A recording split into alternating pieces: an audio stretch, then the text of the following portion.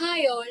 ഇന്ന് നമ്മൾ ഇമ്പോർട്ടന്റ് ആക്സുമായി ബന്ധപ്പെട്ട് PSC ഇതുവരെ ചോദിച്ചിട്ടുള്ള ക്വസ്റ്റ്യൻസ് ഫുള്ള് ഡിസ്കസ് ചെയ്യാനായിട്ട് പോവുകയാണ്.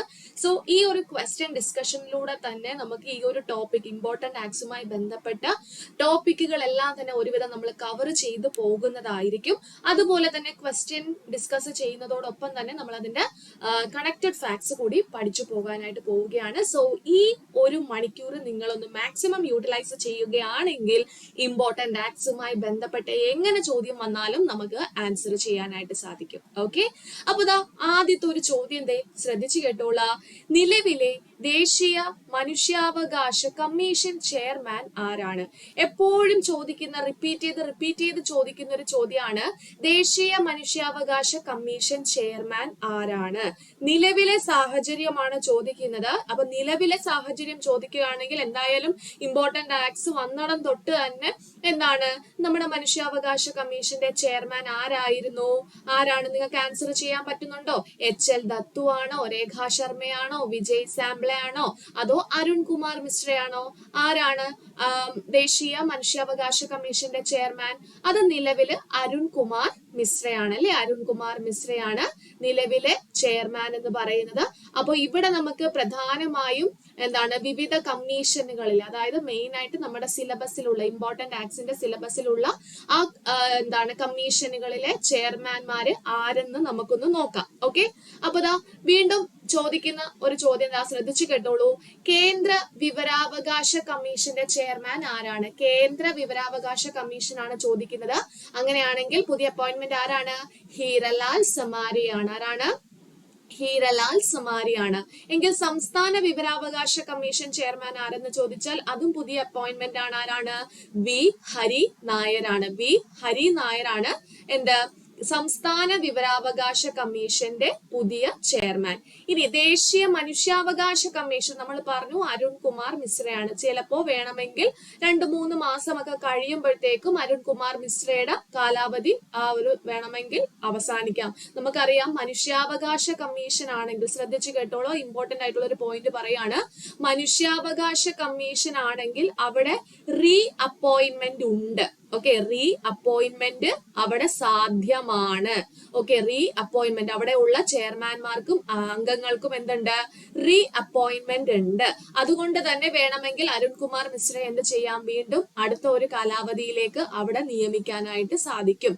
എന്നാൽ നിങ്ങൾ ശ്രദ്ധിച്ച് പഠിക്കേണ്ട മറ്റൊരു കാര്യം എന്താണെന്ന് ചോദിച്ചാൽ വിവരാവകാശ കമ്മീഷനിൽ എന്തില്ല? റീ അപ്പോയിന്റ്മെന്റ് ഇല്ല. അവരുടെ കാലാവധി അവസാനിച്ചു കഴിഞ്ഞാൽ അവർ ആ സ്ഥാനത്ത് നിന്നും വിട്ടുമാറണം. അതാണ് അവിടുത്തെ കണ്ടീഷൻ. അത് വളരെ ഇമ്പോർട്ടന്റ് ആയിട്ടുള്ള ഒരു സ്റ്റേറ്റ്മെന്റ് ആണ്. മനുഷ്യാവകാശ കമ്മീഷനിൽ റീ അപ്പോയിന്റ്മെന്റ് സാധ്യമാണ്. ആർക്കൊക്കെയാണ്? ചെയർമാനും അംഗങ്ങൾക്കും. എന്നാൽ വിവരാവകാശ കമ്മീഷനിൽ അവിടെ ചെയർമാനും അംഗങ്ങൾക്കും വീണ്ടും ആ സ്ഥാനത്ത് തുടരാനായിട്ട് സാധിക്കത്തില്ല. പക്ഷെ അവിടെ നമ്മൾ എക്സ്ട്രാ കണ്ടീഷൻസ് ഒക്കെ പറയും. അവിടെ എന്താണ് അംഗങ്ങൾക്ക് കേന്ദ്ര മുഖ്യ വിവരാവകാശ കമ്മീഷണർ ആകാനായിട്ട് സാധിക്കുമെന്ന്. ഓക്കെ, അതെല്ലാം നമ്മൾ ആ ഒരു ടോപ്പിക് ഡിസ്കസ് ചെയ്ത സമയത്ത് നമ്മൾ പറഞ്ഞ കാര്യമാണ്. അപ്പോൾ അത് നോക്കിക്കോളൂ. നിലവിലെ ചെയർമാൻമാര് നമ്മൾ ദേശീയ മനുഷ്യാവകാശ കമ്മീഷൻ പറഞ്ഞു. ഇനി നമുക്ക് എങ്ങോട്ടേക്ക് പോകാം? സംസ്ഥാനത്തിലേക്ക് പോകാം. അതായത് കേരള സംസ്ഥാന മനുഷ്യാവകാശ കമ്മീഷനിലെ നിലവിലെ ചെയർമാൻ ഉണ്ടോ എന്ന് ചോദിച്ചാൽ ഇല്ല. ഓക്കെ, അവിടെ വേക്കന്റ് ആണ്. അവിടുത്തെ മെമ്പർ ആയിട്ടുള്ള K ബൈജുനാഥ് ആണ് എന്ത് നിലവിലെ ആക്ടിംഗ് ചെയർപേഴ്സൺ. അപ്പൊ പുതിയതായിട്ട് ഒരു ചെയർപേഴ്സൺ വരുന്നത് വരെ ബൈജുനാഥിനെയും അദ്ദേഹത്തിന്റെ കാലാവധി കഴിഞ്ഞപ്പോൾ വീണ്ടും റീ അപ്പോയിന്റ്മെന്റ് ചെയ്തതാണ്. സെയിം ആക്ടിംഗ് ചെയർപേഴ്സൺ ആയിട്ട് തന്നെയാണ് വീണ്ടും തുടരുന്നത്. അപ്പോൾ പുതിയതായിട്ട് ഒരാളെ നമുക്ക് അവിടെ പ്രതീക്ഷിക്കാം. അപ്പൊ നിങ്ങൾ കറണ്ട് അഫയേഴ്സിൽ അപ്ഡേറ്റഡ് ആയിട്ട് ഇരിക്കുക. മനസ്സിലായോ? ഓക്കെ, എങ്കിൽ നോക്കിക്കോളൂ. ദേശീയ പട്ടികജാതി കമ്മീഷൻ SC കമ്മീഷന്റെ ചെയർമാൻ ആരാണ്? ദേശീയ തലത്തിലുള്ളതാണ്. സോ അത് കിഷോർ മക്വാനയാണ്. കിഷോർ മക്വാനയാണ് ദേശീയ പട്ടികജാതി കമ്മീഷൻ ചെയർമാൻ. ഇനി ദേശീയ പട്ടികവർഗം ST കമ്മീഷൻ ആണെങ്കിൽ അത് നിലവിൽ വേക്കന്റ് ആയിട്ട് കിടക്കുകയാണ്. ഇനി കേരള സംസ്ഥാന പട്ടികജാതി പട്ടികവർഗ കമ്മീഷൻ ആണെങ്കിൽ അവിടെ നമ്മൾക്ക് പറയാനുള്ളത് ആരെയാണ്? BS മാവോജി IAS ആണ് കേരള സംസ്ഥാന പട്ടികജാതി പട്ടികവർഗ കമ്മീഷൻ ചെയർപേഴ്സൺ ആയിട്ട് ഉള്ളത്. മനസ്സിലായോ? എങ്കിൽ ദേശീയ ന്യൂനപക്ഷ കമ്മീഷൻ നമുക്ക് പഠിക്കണം. ദേശീയ ന്യൂനപക്ഷ കമ്മീഷനിൽ ആരാണുള്ളത്? അത് ഇക്ബാൽ സിംഗ് ലാൽപുരയാണ്. സംസ്ഥാന ന്യൂനപക്ഷ കമ്മീഷൻ ആണെങ്കിൽ എ റഷീദാണ്.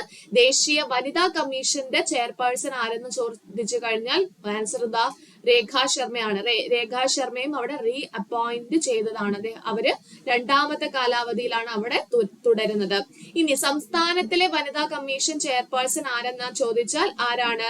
അത് പി സതീദേവിയാണ്. ആരാണ്? പി സതീദേവിയാണ്.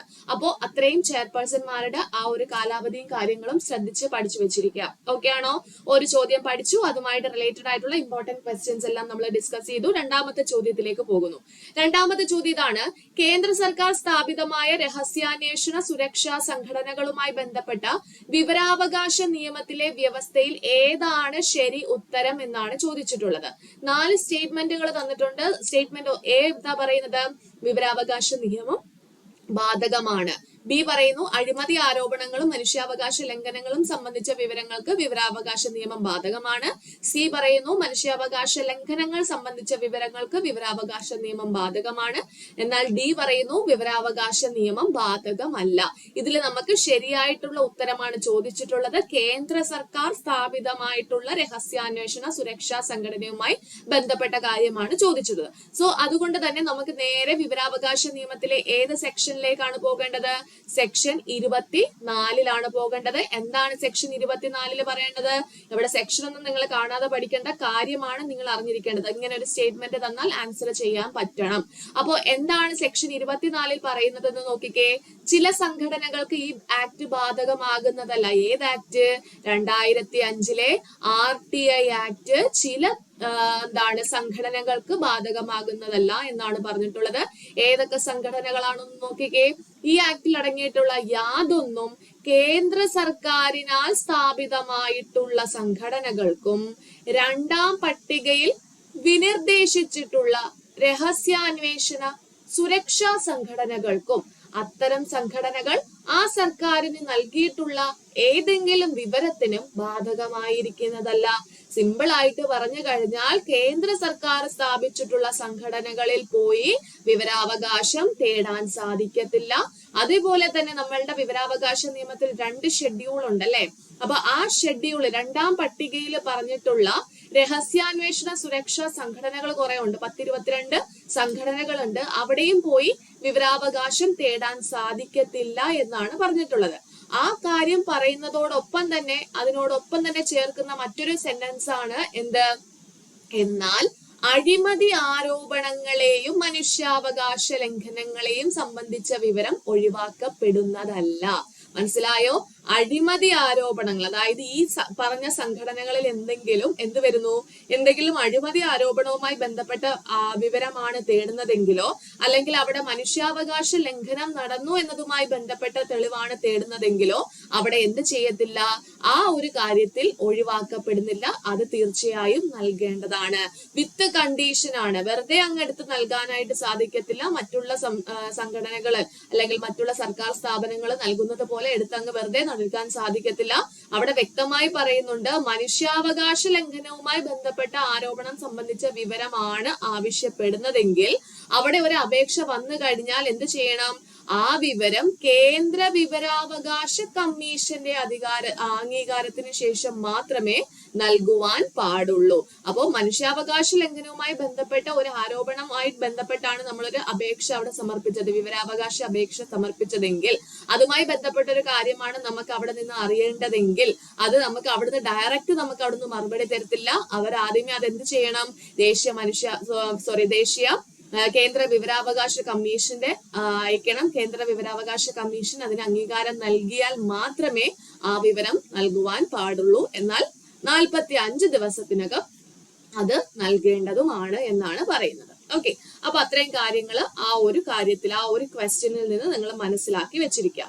എങ്കിൽ അടുത്ത ചോദ്യത്തിലേക്ക് പോകുന്നു. ചോദ്യം ഇതാണ്: 2019 ഉപഭോക്തൃ സംരക്ഷണ നിയമപ്രകാരം പരാതി നൽകേണ്ടത്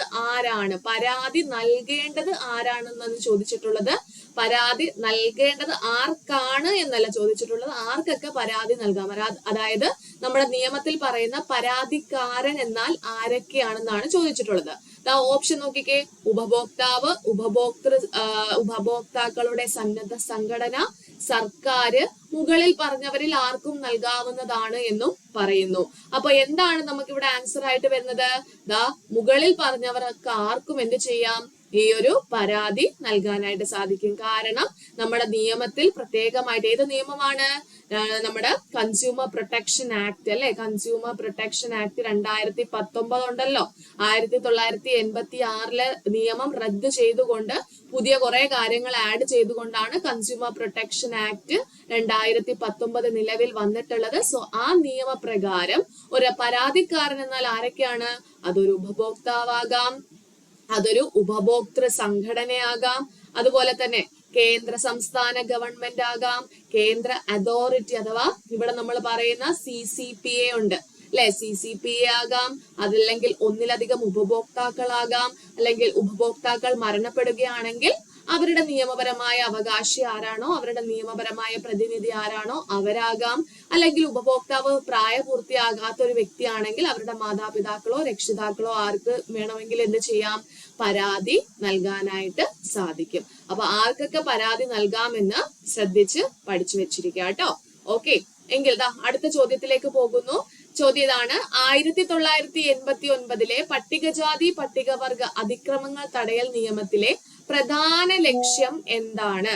ഓക്കെ, അപ്പൊ ഈ ഒരു നിയമം 1989 SC/ST prevention of atrocities act 1989 എന്നുള്ള ഒരു നിയമം നമ്മൾ പഠിച്ചിട്ടുണ്ടായിരുന്നു. ഈ നിയമത്തിന്റെ പ്രധാന ലക്ഷ്യം എന്താണെന്ന് ചോദിച്ചിട്ട് ഓപ്ഷൻസ് ഒന്ന് ആദ്യമേ നിങ്ങൾ നോക്കിക്കേ. ഓപ്ഷൻ എ പറയുന്നു, പട്ടികജാതി പട്ടികവർഗ വിഭാഗത്തിൽപ്പെട്ടവർക്കെതിരെയുള്ള കുറ്റകൃത്യങ്ങൾ തടയുക, പട്ടികജാതി പട്ടികവർഗ വിഭാഗത്തിൽപ്പെട്ടവർക്കെതിരെയുള്ള കുറ്റകൃത്യങ്ങൾക്ക് പ്രത്യേക കോടതികൾ സ്ഥാപിക്കുക, പട്ടികജാതി പട്ടികവർഗ വിഭാഗത്തിൽ ഇരയാക്കപ്പെട്ടവരുടെ പുനരധിവാസം. ഓപ്ഷൻ ഡി പറഞ്ഞു, മുകളിൽ പറഞ്ഞവ എല്ലാം. ഇതിൽ ഏതാണ് നമുക്ക് ആൻസർ ആയിട്ട് പറയാൻ പറ്റുന്നത്? അത് നമുക്ക് കിട്ടണമെങ്കിൽ എന്താണ്, നമ്മുടെ ആ നിയമത്തിന്റെ ആദ്യത്തെ സെന്റൻസ്, ആ നിയമം എടുത്ത് നോക്കിയാല് ആദ്യം പറഞ്ഞിരിക്കുന്ന ആ ഒരു കാര്യത്തിൽ നിന്നാണ് ക്വസ്റ്റ്യൻ വന്നിട്ടുള്ളത്. കണ്ടോ, അതിന്റെ ലക്ഷ്യം, ഈ ഒരു നിയമത്തിന്റെ ലക്ഷ്യം എന്താണെന്ന് ആദ്യത്തെ ആ ഒരു സെന്റൻസിൽ തന്നെ പറയുന്നു. എന്താണ് അതിന്റെ മലയാളം ട്രാൻസ്ലേഷൻ നോക്കിക്കേ. പട്ടികജാതിയിലോ പട്ടികവർഗത്തിലോ പെടുന്ന ഒരാൾക്കെതിരെയുള്ള നടക്കുന്ന കുറ്റകൃത്യങ്ങളും അതിക്രമങ്ങൾ തടയുന്നതിനും അത്തരം കുറ്റകൃത്യങ്ങളുടെ വിചാരണ നടത്തുന്നതിനായി പ്രത്യേക കോടതികൾ സ്ഥാപിക്കുന്നതിനും അത്തരം കുറ്റകൃത്യങ്ങളുടെ ഇരകൾക്ക് ആശ്വാസവും പുനരധിവാസവും നൽകുന്നതിനുമായി ബന്ധപ്പെട്ട് അല്ലെങ്കിൽ അനുബന്ധമായ കാര്യങ്ങൾ കൈകാര്യം ചെയ്യുന്നതിന് വേണ്ടി നിലവിൽ വന്ന നിയമമാണ് ഏത്? 1989 എന്താണ് SC/ST അതിക്രമങ്ങൾ തടയൽ നിയമം എന്ന് പറയുന്നത്. അപ്പൊ നമുക്ക് ഇവിടെ എന്താ ആൻസർ പറയാനായിട്ട് സാധിക്കുന്നത്? ഓപ്ഷൻ ഡി ആണല്ലേ, മുകളിൽ പറഞ്ഞവയെല്ലാം. അതായത് കുറ്റകൃത്യങ്ങൾ തടയുകയും വേണം, അതിന് വേണ്ടി പ്രത്യേക കോടതികൾ സ്ഥാപിക്കുകയും വേണം, ഇരയാക്കപ്പെട്ടവർക്ക് പുനരധിവാസം നൽകുകയും വേണം. അതാണ് ആ നിയമത്തിന്റെ പ്രധാന ലക്ഷ്യങ്ങൾ. എങ്കിൽ അടുത്തൊരു ചോദ്യം നോക്കിക്കേ. ഇത് നമ്മുടെ ഗാർഹിക പീഡന നിയന്ത്രണ നിയമത്തിൽ നിന്നുള്ള ക്വസ്റ്റ്യൻ ആണ്. ചോദ്യം ശ്രദ്ധിച്ചു കേട്ടോളൂ. 2005 ഗാർഹിക പീഡനത്തിൽ നിന്നുള്ള സ്ത്രീ സംരക്ഷണ നിയമപ്രകാരം ഗാർഹിക സംഭവങ്ങളുടെ റിപ്പോർട്ട് DIR റിപ്പോർട്ട് ഫയൽ ചെയ്യേണ്ടത് ആരാണെന്നാണ് ചോദിച്ചിട്ടുള്ളത്. നമ്മൾ സാധാരണ കേസുമായി ബന്ധപ്പെട്ട് റിപ്പോർട്ട് എടുക്കുമ്പോൾ അതിനെ നമ്മൾ FIR എന്നാണ് പറയുന്നത്.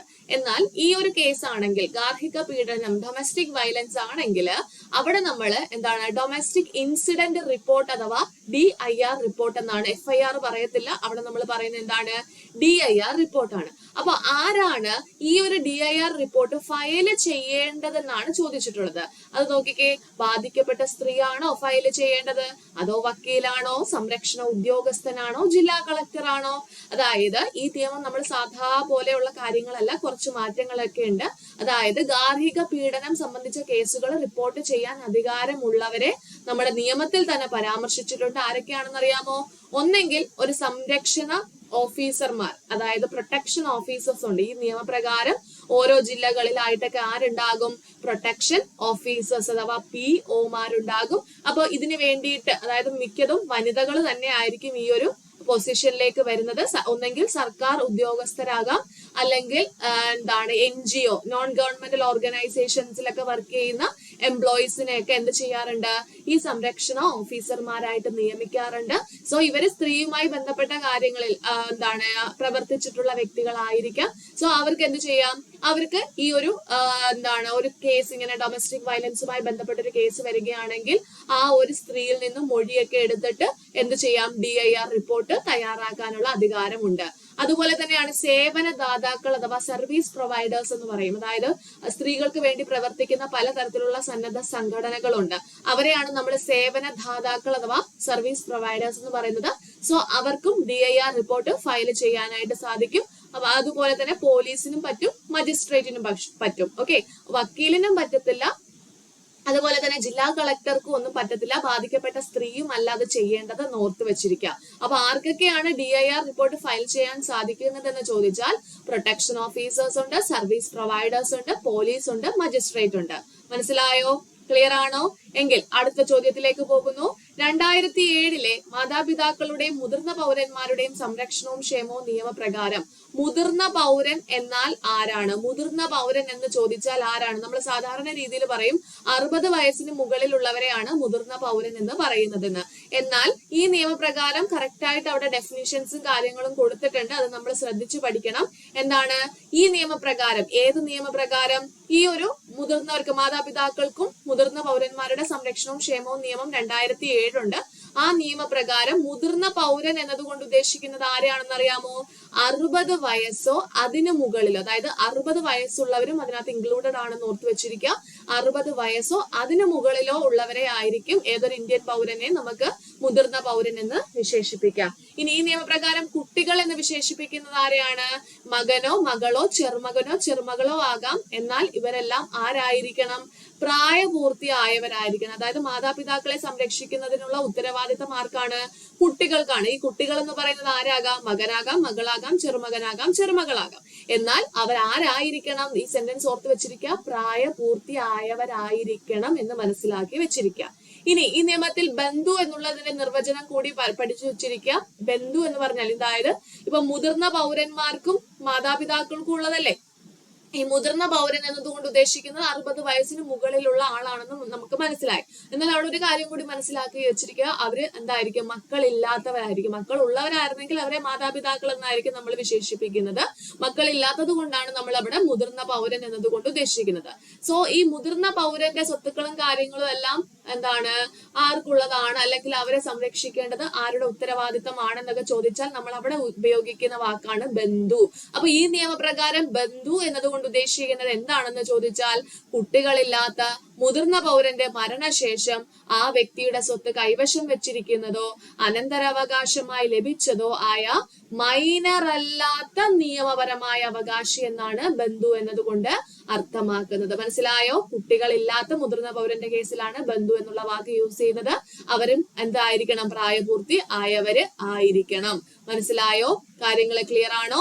എങ്കിൽ അടുത്ത ചോദ്യത്തിലേക്ക് പോകുന്നു.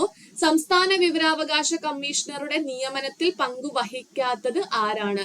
സംസ്ഥാന വിവരാവകാശ കമ്മീഷണർ. ഓക്കെ, നമ്മൾ വിവരാവകാശ നിയമം പഠിക്കുമ്പോൾ എന്താണ്? കേന്ദ്ര വിവരാവകാശ കമ്മീഷണർ, അതായത് അവിടെ നമ്മൾ മുഖ്യ വിവരാവകാശ കമ്മീഷണർ, കോമൺ ആയിട്ട് വിവരാവകാശ കമ്മീഷണർ എന്നാണ് പറയുന്നത്. അതുപോലെ തന്നെ നമ്മുടെ സംസ്ഥാന വിവരാവകാശ കമ്മീഷണർ ഉണ്ട്. അപ്പൊ ഇവരുടെ നിയമനത്തിൽ പങ്കുവഹിക്കാത്തത് ആരെന്നാണ് ചോദിച്ചത്? വഹിക്കാത്തത് ഓപ്ഷൻസ് നോക്കിക്കേ. ഗവർണർ ഉണ്ട്, മുഖ്യമന്ത്രി ഉണ്ട്, ഹൈക്കോടതി ചീഫ് ജസ്റ്റിസ് ഉണ്ട്, അതുപോലെ ക്യാബിനറ്റ് മന്ത്രി ഉണ്ട്. അപ്പൊ ഒരു കാര്യം നിങ്ങൾ മനസ്സിലാക്കി വെച്ചിരിക്കുക. സംസ്ഥാന വിവരാവകാശ കമ്മീഷനിൽ ഉള്ള ചെയർമാനെയും അംഗങ്ങളെ നിയമിക്കുന്നത് ആരാണ്? ഗവർണറാണ്. അപ്പൊ ഗവർണർ ആരെ നിയമിക്കണം എന്നുള്ള കാര്യങ്ങൾ ശുപാർശ ചെയ്ത് കൊടുക്കുന്നതിന് വേണ്ടിയിട്ട് എന്തുണ്ട്? ഒരു ശുപാർശ കമ്മിറ്റി ഉണ്ട്. ആ ശുപാർശ കമ്മിറ്റിയിൽ ആരൊക്കെ ഉൾപ്പെടുന്നുണ്ടെന്ന് ചോദിച്ചാൽ നമുക്ക് ഈ 3 വ്യക്തികളുടെ പേര് ഓർത്ത് വെച്ചിരിക്കുക. ആരൊക്കെയുണ്ട്? അവിടെ നമ്മുടെ മുഖ്യമന്ത്രി വരുന്നുണ്ട് അല്ലെ. മുഖ്യമന്ത്രിയാണ് ആ ഒരു ശുപാർശ കമ്മിറ്റിയിലെ അധ്യക്ഷനായിട്ട് വരുന്നത്. അതുപോലെ നിയമസഭയിലെ പ്രതിപക്ഷ നേതാവുണ്ട്. അതുപോലെ മുഖ്യമന്ത്രി നാമനിർദ്ദേശം ചെയ്യുന്ന ഒരു ഒരു സംസ്ഥാന ക്യാബിനറ്റ് മന്ത്രിയുമുണ്ട്. സോ ഇവർ ഇത്രയും കൂടെ ചേർന്നിട്ടാണ് ആരെ നിയമിക്കുന്നത്? സംസ്ഥാന വിവരാവകാശ കമ്മീഷണറെ നിയമിക്കുന്നത്. മനസ്സിലായോ? സംസ്ഥാന വിവരാവകാശ കമ്മീഷനെ നിയമിക്കുന്നത് ആരെന്ന് ചോദിച്ചാൽ ചെയർമാനെയും അംഗങ്ങളെ നിയമിക്കുന്നത് ഗവർണറാണ്. ശുപാർശ ചെയ്യുന്ന കമ്മിറ്റിയിൽ ഒരു 3 ആൾക്കാരുണ്ട്. ആരൊക്കെയാണ് 3 ആൾക്കാര്? മുഖ്യമന്ത്രിയുണ്ട്, മുഖ്യമന്ത്രിയാണ് അതിന്റെ അധ്യക്ഷൻ. നിയമസഭയിലെ പ്രതിപക്ഷ നേതാവും മുഖ്യമന്ത്രി നാമനിർദ്ദേശം ചെയ്യുന്ന ഒരു സംസ്ഥാന ക്യാബിനറ്റ് മന്ത്രിയും ആയിരിക്കും. ഓക്കെ, അങ്ങനെയെങ്കിൽ ഈ ചോദ്യത്തിന് എങ്ങനെ നമുക്ക് ആൻസർ ചെയ്യാം? സംസ്ഥാന വിവരാവകാശ കമ്മീഷണറുടെ നിയമനത്തിൽ പങ്കുവഹിക്കാത്തത് ഗവർണർ എന്തായാലും പങ്ക് വഹിക്കുന്നുണ്ട്, കാരണം ഗവർണറാണ് അവരെ നിയമിക്കുന്നത്. മുഖ്യമന്ത്രി ശുപാർശ കമ്മിറ്റിയുടെ അധ്യക്ഷനാണ്, മുഖ്യമന്ത്രിയും ഉണ്ട്. ക്യാബിനറ്റ് മന്ത്രിയും അവിടെ ഉൾപ്പെടുന്നുണ്ട്. എന്നാൽ ഇതിൽ ഉൾപ്പെടാത്തത് ആരാണ്? ഹൈക്കോടതി ചീഫ് ജസ്റ്റിസ് ആണ്. സോ ഓപ്ഷൻ സി ആണ് നമുക്കവിടെ ആൻസർ ആയിട്ട് പറയേണ്ടത്. മനസ്സിലായോ? അപ്പൊ അത് ഓർത്ത് വെച്ചിരിക്കാം. ഇനി അടുത്തൊരു ചോദ്യം നോക്കിക്കേ. 2 പരീക്ഷകളിലായിട്ട് വന്നിട്ടുള്ള ചോദ്യമാണ്. ഒരു ചോദ്യം ഇതാണ്: 2005 വിവരാവകാശ നിയമപ്രകാരം വിവരാവകാശ കമ്മീഷനിലെ കേന്ദ്ര അംഗങ്ങളെ തിരഞ്ഞെടുക്കുന്നതിന് വേണ്ടിയുള്ള സമിതിയിൽ ഉൾപ്പെടാത്തത് ആരാണ്? നമ്മൾ നേരത്തെ സംസ്ഥാനം പഠിച്ചതുപോലെ തന്നെ ഇവിടെ ആരെ കുറിച്ച് പഠിക്കണം? കേന്ദ്രത്തിന്റെ കേസ് കൂടി പഠിക്കണം. അവിടെ നിന്നാണ് എപ്പോഴും റിപ്പീറ്റ് ചെയ്ത് ക്വസ്റ്റ്യൻ വരുന്നത്. അപ്പോൾ നമ്മൾ പഠിച്ചു സംസ്ഥാനത്തിന്റെ കേസിൽ ഒരു ശുപാർശ കമ്മിറ്റി ഉണ്ട്, ഗവർണറാണ് അവരെ നിയമിക്കുന്നത്. അതേപോലെ തന്നെ കേന്ദ്രത്തിന്റെ കേസിലും ഉണ്ട്. അപ്പൊ നിങ്ങൾ ഓപ്ഷൻസ് ഒന്ന് നോക്കിക്കോളാം. ഇവിടെ പറയുന്നു പ്രധാനമന്ത്രി, ലോക്സഭയിലെ പ്രതിപക്ഷ നേതാവ്, ലോക്സഭാ സ്പീക്കർ, പ്രധാനമന്ത്രി നാമനിർദ്ദേശം ചെയ്യുന്ന ഒരു കേന്ദ്ര ക്യാബിനറ്റ് മന്ത്രി എന്നും പറയുന്നു. ഇനി അടുത്തൊരു ചോദ്യം നോക്കിക്കേ. അതിന് തൊട്ട് താഴെ കൊടുത്തിരിക്കുന്ന ഒരു ചോദ്യം നോക്കിക്കേ. മുഖ്യ വിവരാവകാശ കമ്മീഷണറെയും മറ്റ് കേന്ദ്ര വിവരാവകാശ കമ്മീഷണർമാരെയും തിരഞ്ഞെടുക്കുവാനുള്ള കമ്മിറ്റിയിൽ അംഗമല്ലാത്തത് ആരാണ്? അതും ചോദിച്ചിട്ടുണ്ട്. ഇന്ത്യൻ പ്രധാനമന്ത്രിയുണ്ട്, ലോക്സഭ പ്രതിപക്ഷ നേതാവുണ്ട്, സുപ്രീം കോടതി ചീഫ് ജസ്റ്റിസ് ഉണ്ട്, പ്രധാനമന്ത്രി നിയമിക്കുന്ന കേന്ദ്ര ക്യാബിനറ്റ് മന്ത്രിയുണ്ട്. സോ ഇത് നിങ്ങൾ പഠിച്ചിട്ട് പോവുകയാണെങ്കിൽ ഇത് എങ്ങനെ ചോദ്യം ചോദിച്ചാലും നിങ്ങൾക്ക് ആൻസർ ചെയ്യാനായിട്ട് സാധിക്കും. ഒരു കാര്യം ഓർത്ത് വെച്ചിരിക്കുക, കേന്ദ്ര വിവരാവകാശ കമ്മീഷനിലേക്ക് ചെയർമാനെയും അംഗങ്ങളെയും നിയമിക്കുന്നത് ആരാണ്? രാഷ്ട്രപതിയാണ്. ഈ നിയമിക്കുന്നതിന് വേണ്ടിയിട്ട് ശുപാർശ ചെയ്യാൻ വേണ്ടിയിട്ട് ഒരു 3 അംഗ കമ്മിറ്റി ഉണ്ട്, ശുപാർശ കമ്മിറ്റി ഉണ്ട്. അതിൽ ആരൊക്കെയാണ് ഉൾപ്പെടുന്നത് എന്ന് ചോദിച്ചാൽ മറ്റേ സംസ്ഥാനത്ത് മുഖ്യമന്ത്രിയാണെങ്കിൽ കേന്ദ്രത്തിൽ ആരായിരിക്കും? പ്രധാനമന്ത്രിയാണ്. പ്രധാനമന്ത്രി ആയിരിക്കും ഈ ശുപാർശ കമ്മിറ്റിയുടെ ചെയർമാൻ ആയിട്ട് വരുന്നത്. ഓക്കെ, നിയമസഭയിലെ പ്രതിപക്ഷ നേതാവ് പോലെ ഇവിടെ ലോക്സഭയിലെ പ്രതിപക്ഷ നേതാവുണ്ട്. അതുപോലെ മുഖ്യമന്ത്രി നാമനിർദ്ദേശം ചെയ്യുന്ന ഒരു ക്യാബിനറ്റ് മന്ത്രി എന്നതുപോലെ തന്നെ പ്രധാനമന്ത്രി നാമനിർദ്ദേശം ചെയ്യുന്ന ഒരു ക്യാബിനറ്റ് മന്ത്രിയും ഉൾപ്പെടുന്നതാണ് എന്ത്? ഈ ഒരു ശുപാർശ കമ്മിറ്റി. അങ്ങനെയാണെങ്കിൽ നമുക്ക് ഈ തൊട്ടു മുമ്പ് പറഞ്ഞ 2 ക്വസ്റ്റ്യനും ആൻസർ ചെയ്യാലോ. ഇതിൽ ഉൾപ്പെടാത്തത് ആരാണ്? പ്രധാനമന്ത്രി ഉണ്ട്, ലോക്സഭയിലെ പ്രതിപക്ഷ നേതാവുണ്ട്. ഉൾപ്പെടാത്തത് ആരാണ്? ലോക്സഭാ സ്പീക്കർ ആണ്. ലോക്സഭാ സ്പീക്കർ അതിനകത്ത് ഉൾപ്പെടുത്തില്ല. പ്രധാനമന്ത്രി നാമനിർദ്ദേശം ചെയ്യുന്ന ഒരു കേന്ദ്ര ക്യാബിനറ്റ് മന്ത്രി അതിനകത്ത് ഉൾപ്പെടും. ഇനി അടുത്തതിനകത്ത് പറഞ്ഞേ, ഇന്ത്യൻ പ്രധാനമന്ത്രിയുണ്ട്, ലോക്സഭയിലെ പ്രതിപക്ഷ നേതാവുണ്ട്, സുപ്രീം കോടതി ചീഫ് ജസ്റ്റിസ് അതിനകത്ത് ഉൾപ്പെടുത്തില്ല. എന്നാൽ പ്രധാനമന്ത്രി നിയമിക്കുന്ന കേന്ദ്ര ക്യാബിനറ്റ് മന്ത്രി അതിനകത്ത് ഉൾപ്പെടുന്നതാണ്. ചോദ്യം ക്ലിയർ അല്ലേ? അപ്പൊ സംസ്ഥാനത്തും അതുപോലെ കേന്ദ്ര തലത്തിലുള്ള ഒരു നിയമിക്കുന്ന ആൾക്കാരിൽ ഉൾപ്പെടുന്നത് ആരൊക്കെയെന്ന് ഓർത്തു വെച്ചിരിക്കുക. എങ്കിൽ നെക്സ്റ്റ് ക്വസ്റ്റ്യൻ ഇതാണ്: കേരള വനിതാ കമ്മീഷന്റെ ആദ്യത്തെ ചെയർപേഴ്സൺ ആരാണ്? കേരള വനിതാ കമ്മീഷന്റെ ആദ്യത്തെ ചെയർപേഴ്സൺ ആരാന്ന് ചോദിച്ചാൽ KR ഗൗരി അമ്മയാണോ, സുഗതകുമാരിയാണോ, ജോസഫൈൻ ആണോ, ജയന്തി പട്നായിക് ആണോ? ആരാണ്? ആൻസർ വരുന്നത് സുഗതകുമാരിയാണ്. കേരള വനിതാ കമ്മീഷന്റെ ആദ്യത്തെ ചെയർപേഴ്സൺ ആരാണ്? സുഗതകുമാരിയാണ്. അപ്പൊ അതായത് ശ്രദ്ധിച്ചു കേട്ടോളൂ. കേരള വനിതാ കമ്മീഷൻ നിയമം 1991 പ്രകാരമാണ് കേരള വനിതാ കമ്മീഷൻ രൂപീകരിക്കുന്നത്. നിയമം നിലവിൽ വന്നത് എന്തെന്ന് ചോദിച്ചാൽ 1995 ഡിസംബർ മാസം 1-ാം തീയതിയാണ്. ഓക്കെ, ഈ നിയമം എഴുതി തയ്യാറാക്കിയത് 1990-ലായിരുന്നു. KR ഗൗരി അമ്മയാണ് എഴുതി തയ്യാറാക്കിയത്. എന്നാൽ അത് രാഷ്ട്രപതിയുടെ അനുമതിക്കായിട്ട് അയച്ചപ്പോൾ രാഷ്ട്രപതി അംഗീകരിച്ചില്ല. തുടർന്ന് 1995-ലാണ് ഈ ഒരു നിയമം രാഷ്ട്രപതി ഒപ്പുവെക്കുന്നത്. ശങ്കർ ദയാൽ ശർമ്മയായിരുന്നു ഈ നിയമത്തിൽ ഒപ്പുവെച്ചത്. അങ്ങനെ ഒപ്പുവെക്കുന്ന സമയത്ത് ഈ നിയമത്തിന് കൊടുത്ത പേരാണ്, അതായത് ഈ നിയമത്തിന്റെ ഹെഡിങ് ഉണ്ടല്ലോ, അതായത് ഈ നിയമം ഷോർട്ട് ടൈറ്റിൽ എന്നുള്ള ആ ഒരു സെക്ഷനിൽ പറയുന്നു എന്താണ്? ഈ നിയമം കേരള വനിതാ കമ്മീഷൻ നിയമം 1991 എന്ന് അറിയപ്പെടും. അങ്ങനെയാണ് ഈ 3 വർഷവും തമ്മിൽ മാറിപ്പോകാതെ പഠിച്ചു വെച്ചിരിക്കുക. 3 വർഷം കണ്ടാലും നിങ്ങൾ ഒരു കാര്യം മനസ്സിലാക്കുക, ഇത് ഏത് നിയമം തന്നെയാണ് നമ്മൾ ഉദ്ദേശിക്കുന്നത്, ഒരേ നിയമം തന്നെയാണ്. അത് 1990 എഴുതി തയ്യാറാക്കി, എന്നാൽ 95 രാഷ്ട്രപതി ഒപ്പുവെക്കുന്നത്. എന്നാൽ പേര് നൽകിയത് 1991 കേരള വനിതാ കമ്മീഷൻ നിയമം എന്നാണ്. മനസ്സിലായോ? ഇനി നിയമം നിലവിൽ വന്നത് എന്തെന്ന് ചോദിച്ചാൽ December 1 പറഞ്ഞു. കേരള വനിതാ കമ്മീഷനിലെ ആകെ അംഗങ്ങൾ ആരൊക്കെയാണ്? ഒരു ചെയർപേഴ്സൺ ഉണ്ടാകും, 4 കൂടാത്ത അംഗങ്ങളും ഉണ്ടാകും, ഒരു മെമ്പർ സെക്രട്ടറിയും ഉണ്ടാകും. ഇവിടുത്തെ ചീഫ് എക്സിക്യൂട്ടീവ് ഓഫീസർ ആരാണ്, അഥവാ പ്രധാന കാര്യനിർവഹണ ഉദ്യോഗസ്ഥൻ ആരെന്ന് ചോദിച്ചാൽ അത് മെമ്പർ സെക്രട്ടറിയുടെ പേര് പറയുക. കേരള വനിതാ കമ്മീഷനിൽ അന്വേഷണ ചുമതലയുള്ള ഉദ്യോഗസ്ഥൻ ആരെന്ന് ചോദിച്ചാൽ അവിടെ അറിയപ്പെടുന്നത് ഡയറക്ടർ എന്നാണ്. ഡയറക്ടർ ഏത് റാങ്കിലുള്ള ഉദ്യോഗസ്ഥനാണ്? SP റാങ്കിലുള്ള ഉദ്യോഗസ്ഥനായിരിക്കും. കേരള വനിതാ കമ്മീഷന്റെ ആദ്യത്തെ അധ്യക്ഷ ആരായിരുന്നു? അത് സുഗതകുമാരിയാണ്. ഓക്കെ. അതുപോലെ നിലവിലെ കേരള വനിതാ കമ്മീഷന്റെ അധ്യക്ഷ P സതീദേവിയാണ്. രണ്ടാമത്, അതായത് സുഗതകുമാരിക്ക് ശേഷം വന്നത് ശ്രീദേവിയാണ്. എല്ലാത്തിലും ഒരു ദേവി ഉണ്ട് അല്ലെ. എന്താണ്? സുഗതകുമാരി, ശ്രീദേവി, സതീദേവി ഒക്കെ ഓർത്തു വെച്ചിരിക്കുക. നിലവിലെ മെമ്പർ സെക്രട്ടറി സോണിയ വാഷിംഗ്ടൺ ആണ്. നിലവിലെ ഡയറക്ടർ ഷാജി സുഗുണനാണ് കേട്ടോ. അതും കൂടി മനസ്സിലാക്കി വെച്ചിരിക്കുക. എങ്കിൽ അടുത്ത ക്വസ്റ്റ്യനിലേക്ക് പോകാം. 2019 ഉപഭോക്തൃ സംരക്ഷണ നിയമപ്രകാരം അവസാന അപ്പീൽ അധികാരം ആർക്കാണ്? അവസാനത്തെ അപ്പീൽ അധികാരം നമ്മൾ അവിടെ പഠിക്കുമ്പോൾ ഓരോ അപ്പീൽ അധികാരത്തെ കുറിച്ച് പഠിക്കും. അതായത് ഇവിടെ നിന്നുള്ള വിധിക്ക് എവിടെ അപ്പീൽ പോകണം, എത്ര ദിവസത്തിനുള്ളിൽ പോകണം എന്നുള്ള കാര്യം പഠിക്കും. അപ്പൊ ഈ ഒരു ടേബിൾ മാത്രം നിങ്ങൾ നോക്കി വെച്ചിരുന്നാൽ മതി. ശ്രദ്ധിച്ചത് നമുക്ക് താഴെ നിന്ന് തുടങ്ങാം.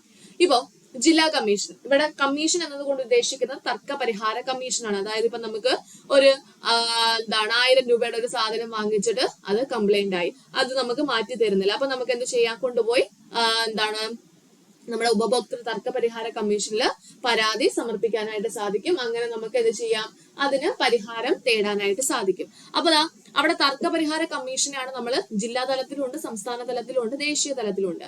ജില്ലാ തലത്തിലുള്ളതിനെ ജില്ലാ കമ്മീഷൻ, സംസ്ഥാന തലത്തിലുള്ളതിനെ സംസ്ഥാന കമ്മീഷൻ, ദേശീയ തലത്തിലുള്ളതിനെ ദേശീയ കമ്മീഷൻ എന്നാണ് പറയുന്നത്. ഓക്കെ. എങ്കിൽ ഈ ജില്ലാ കമ്മീഷൻ ഒരു ഉത്തരവ് പുറപ്പെടുവിച്ചു, അതായത് ഒരു വിധി പറഞ്ഞു. എന്നാൽ ആ വിധിയിൽ നമുക്ക് യോജിപ്പില്ല. നമുക്ക് എന്ത് ചെയ്യാം, അപ്പീലിന് പോകാനായിട്ട് സാധിക്കും. അപ്പൊ ജില്ലാ കമ്മീഷന്റെ ഉത്തരവിനെതിരായിട്ട് നമുക്ക് അപ്പീലിന് പോകേണ്ടത് എവിടെയാണെന്ന് ചോദിച്ചാൽ നേരെ പോയി ദേശീയ കമ്മീഷനിൽ പോകാൻ പറ്റുമോ? ഇല്ല. നമുക്ക് പോകേണ്ടത് സംസ്ഥാന കമ്മീഷനിലേക്കാണ്. നമ്മുടെ കേരളത്തിൽ എന്തുണ്ടാകും, കേരള സംസ്ഥാന തർക്ക പരിഹാര കമ്മീഷൻ ഉണ്ടാകും. അവിടെയാണ് നമ്മൾ കൊണ്ടുപോയി അപ്പീല് സമർപ്പിക്കേണ്ടത്. അങ്ങനെ എത്ര ദിവസത്തിനുള്ളിലാണ്, അതായത് ജില്ലാ കമ്മീഷന്റെ വിധി വന്ന് എത്ര ദിവസത്തിനുള്ളിലാണ് നമ്മൾ അപ്പീലിന് പോകേണ്ടതെന്ന് ചോദിച്ചാൽ നമ്മൾ പറയണം 45 ദിവസത്തിനുള്ളിലാണ്. 45 ദിവസത്തിനുള്ളിൽ എന്ത് ചെയ്തിരിക്കണം, സംസ്ഥാന കമ്മീഷനിൽ കൊണ്ടുപോയി അപ്പീല് സമർപ്പിച്ചിരിക്കണം. ഇനി സംസ്ഥാന കമ്മീഷന്റെ വിധിക്കെതിരായിട്ട് നമ്മൾ നേരെ അപ്പീല് പോകേണ്ടത് എങ്ങോട്ടേക്കാണ്? ദേശീയ കമ്മീഷനിലേക്കാണ്. ബാക്കിയെല്ലാം 30 days ആണ്. അത് ഇപ്പോഴേ അങ്ങ് പഠിച്ചു വെച്ചിരിക്കുക. ജില്ലാ കമ്മീഷനിൽ നിന്ന് സംസ്ഥാന കമ്മീഷനിലേക്ക് പോകാനാണ് 45 ദിവസം, ബാക്കിയെല്ലാം 30 ദിവസമാണ്. സംസ്ഥാന കമ്മീഷനിൽ നിന്നും ദേശീയ കമ്മീഷനിലേക്ക് പോകാൻ എടുക്കുന്ന സമയം 30 ദിവസമാണ്. ഇനി നമ്മുടെ CCPA ഉണ്ട്, കേന്ദ്ര അതോറിറ്റി ഉണ്ട് അല്ലെ. അപ്പൊ സെൻട്രൽ കൺസ്യൂമർ പ്രൊട്ടക്ഷൻ അതോറിറ്റി ഉണ്ട്. സെൻട്രൽ കൺസ്യൂമർ പ്രൊട്ടക്ഷൻ അതോറിറ്റി ആണ് നമ്മൾ CCPA എന്ന് ഷോർട്ടാക്കി പറയുന്നത്. അപ്പൊ CCPA എന്ന് പറയുന്നത് നമ്മളിപ്പോ തെറ്റിദ്ധരിപ്പിക്കുന്ന പരസ്യങ്ങളോ അങ്ങനെയുള്ള കുറെ കാര്യങ്ങൾ CCPAക്ക് കേന്ദ്ര അതോറിറ്റി എന്നാണ് പറയുന്നത്. അപ്പൊ കേന്ദ്ര അതോറിറ്റി കുറെ പിഴകളും കാര്യങ്ങളും ഒക്കെ കൊടുക്കാറുണ്ട്. സോ കേന്ദ്ര അതോറിറ്റിയുടെ തീരുമാനത്തിൽ എന്തെങ്കിലും കുഴപ്പമുണ്ടെങ്കിൽ നമ്മൾ കൊണ്ടുപോയി അപ്പീൽ കൊടുക്കേണ്ടത് ദേശീയ കമ്മീഷനിലേക്കാണ്. അതും 30 daysനുള്ളിലാണ്. എന്നാൽ ദേശീയ കമ്മീഷന്റെ വിധിക്കെതിരായിട്ട്, തീരുമാനത്തിനെതിരായിട്ട് നമ്മൾ അപ്പീൽ പോകേണ്ടത് എവിടെയാണ്? സുപ്രീം കോടതിയിലേക്കാണ് കേട്ടോ. അതാണ് അവസാന അപ്പീൽ അധികാരി ആരാണ് ഇവിടെ? സുപ്രീം കോടതിയാണ്. അതും 30 ദിവസത്തിനുള്ളിൽ എന്ത് ചെയ്തിരിക്കണം?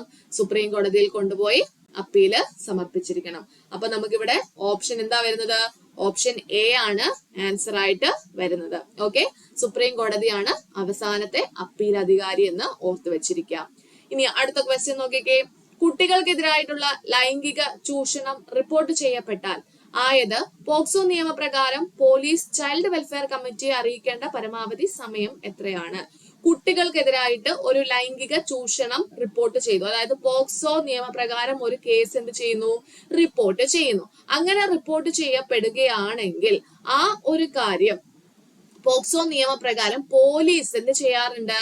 പോലീസ് അത് child welfare committee, okay, CWC, child welfare committee എന്ത് ചെയ്യണം? അറിയിക്കേണ്ട ഉത്തരവാദിത്വം പോലീസിനുണ്ട്. സോ എത്ര സമയത്തിനുള്ളിലാണ് അറിയിക്കേണ്ടതെന്നാണ് ചോദിച്ചിട്ടുള്ളത്. ഓപ്ഷൻ നോക്കിക്കേ. ഓപ്ഷൻ എ, കൃത്യം നടന്നതിന് ശേഷം 24 മണിക്കൂർ, കൃത്യം നടന്നതിന് ശേഷം 18, കൃത്യം നടന്നതിനെ കുറിച്ചുള്ള റിപ്പോർട്ട് ലഭിച്ചതിന് ശേഷം 24 മണിക്കൂർ, കൃത്യം നടന്നതിനെ കുറിച്ചുള്ള റിപ്പോർട്ട് ലഭിച്ചതിന് ശേഷം 48 മണിക്കൂർ എന്ന് പറയുന്നു.